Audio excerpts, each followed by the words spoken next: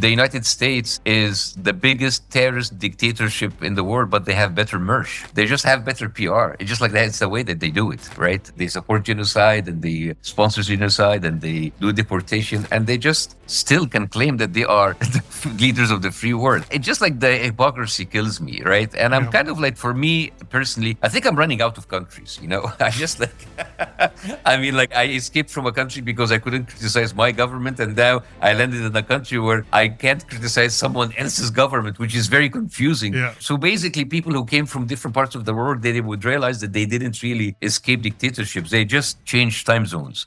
And we basically, all of us are running out of countries, and we are basically fugitives with frequent flyer miles. So I think this is where we are in the world right now. And when I talk to Muslims, Bassem, all I hear from people is like, what's your plan B? Where are you going to move to? You're going to move to Dubai? You're going to move to Malaysia? You're going to move to Turkey? You're going to move to Canada? And there's a lot of people who are like, if you're going to live in a dictatorship, I want to live in a Muslim one with halal food. When we go back to the Mahmoud Khalil story, like their incompetence is actually helping us, because they could have dressed up, you know, they could have invented this entire kind of Hamas narrative. Instead, I want to play this clip to you. I don't know if you heard. On March 13th, the Deputy Secretary of the Department of Homeland Security, Troy Edgar, he did an interview with NPR's Michelle Martin, and he was asked about the detention of Khalil. Have a listen to this. When you apply for a visa, you go through the process to be able to say that you're on a student visa. It doesn't afford you all the rights of coming in and basically going through this process, agitating and supporting Hamas. So at this point, the Secretary of State and the State Department maintains the right to revoke the visa, and that's what they've done. So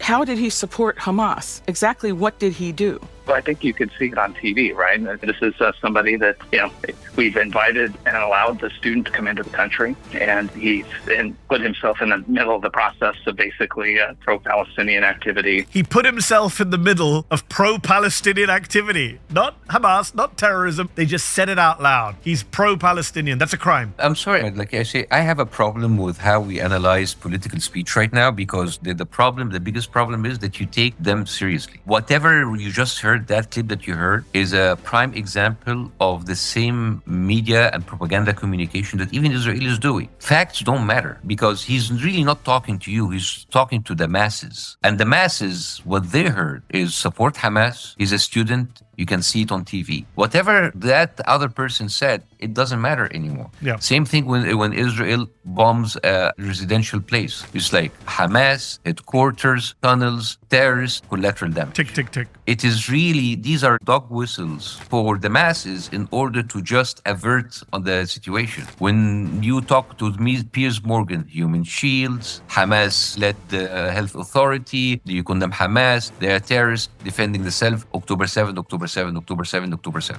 Right? So this is the crux of political speech. And we are in that weird situation where if you're a student at Harvard, for example, right now, Harvard University has agreed to use the IHRA definition of anti-Semitism, which means that if you're a student at Harvard, you can say America was born out of racism, but you can't say Israel was born out of racism, right? This is the weird country we live in right now, where a foreign government is more protection than a domestic government. This administration is going out of its way. Some Muslims thought that Trump would be better than Biden. I laugh out loud at that. This administration is going out of its way to give Israel cover as it resumes its genocidal war. You and I talked in London about the ceasefire, about the prospect of a ceasefire. When you see what happened in Gaza just days ago, 750 people killed in 72 hours, 200 children killed in a night. As someone who's been following this, arguing about this, talking about this since the beginning, what was going through your head last week when you saw those reports coming out of Gaza? I mean, again, like there's no checks and balances with Israel anymore. I mean, Israel broke the truce. Again, big news. I mean, at this point, a ceasefire with Israel is like dating your ex and saying, oh, but this time I think he's changed. No, he hasn't. Israel treats truces like the way a gym membership, like they sign up, never commit, always ends up like blaming the other side for not losing weight. It's like the same thing. They have broken this ceasefire 100 times. It's kind of like basically this is Israel taking smoke breaks between airstrikes. That's basically it. That's the whole thing. What's so depressing is they make it very, very clear in Israeli media, on Israeli television, that's what's going on. It's American and British television, it's the BBC, the CNNs, the New York Times that run cover for them. When you look at what they're saying, I mean, somebody said recently, like, the translate button on Twitter has opened people's eyes to the genocidal discourse in Israeli society. I think we have the clip of Israel Katz, the Israeli defense minister, making an explicitly genocidal threat to the people of Gaza. Unless all the Israeli hostages are released and Hamas is expelled from Gaza, Israel will act with forces never before seen. Take the US president's advice. Return the hostages and expel Hamas, and other options will be presented to you, including relocating to other places in the world for those who wish. The alternative is utter destruction and devastation. The alternative is utter destruction and devastation, right? So you have people in the West going, how dare you say Israel's genocidal? And then you have Israeli ministers saying, hey, I'm going to make another genocidal speech on camera. Is that something new? How many genocidal statements came out of Israel and people talk about it? And then they're not stopping. Again, Habibi, it is like, this is the word. Listen, I think we really need to wake up that the brutal imperialistic colonial world never went away. And the honeymoon that we had after Second World War, thinking that there is something as international law or the Geneva Conventions or the whatever treaties and human rights declaration doesn't really apply for. They never applied, and then we thought that it would, but it never did. You understand that those people that they have the military power, like America on a global level and Israel on a regional level, this bigger empire and smaller empire, or smaller like